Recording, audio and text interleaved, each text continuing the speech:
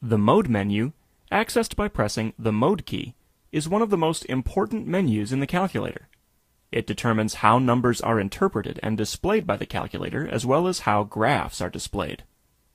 To enter the Mode menu, just press the Mode button. Note that although many functions are very similar, the TI-84 Plus and the TI-84 Plus C Silver Edition have different options in the Mode menu. This movie shows the TI-84 Plus options. The first row determines how numbers are displayed on the calculator. Normal will just display numbers as entered.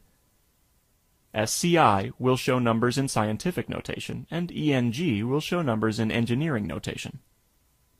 The second row determines how decimals are displayed by the calculator, either as a floating point decimal or by rounding off. So, for example, if I wanted to round all numbers to 2 decimal places, I could simply select the number 2 here, and the calculator will automatically round to 2 decimal places. The third row determines whether angles are interpreted as radians or degrees. The fourth row down determines how functions are displayed. If you're going to use a regular function in the y equals f of x format, then leave it on FUNC for function. Use PAR if you're going to be entering parametric equations, POL for polar equations, and SEQ for sequence graphing or iterative equations. The next row down determines how lines are graphed on the calculator. You can choose to have the lines as connected lines or as dotted lines.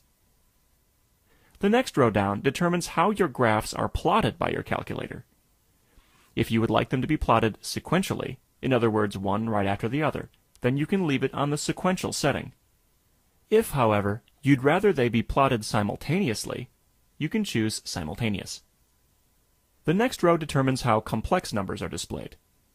If you're going to be working with only real numbers, you can leave it on the real setting.